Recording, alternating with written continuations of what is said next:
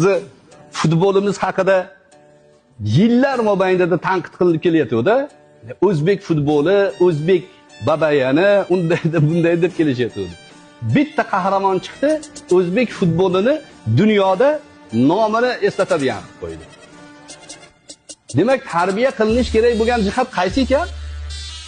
Siva, biz tarbiya qilishimiz kerak bo'lgan o'sha qobiliyat, kasb-hunar.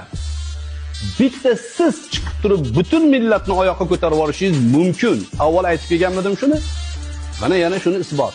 Bitta bola Abduqodir, Alloh umrini uzoq qilsin. Juda axloqli bola. Qiyinchiliklarni boshdan o'tkazgan shu. To hozirgi kunga kelguncha dastlabki komandalarda o'ynaganda podvallarda uxlab yurgan ekan. Joyi yo'q, uyi yo'q.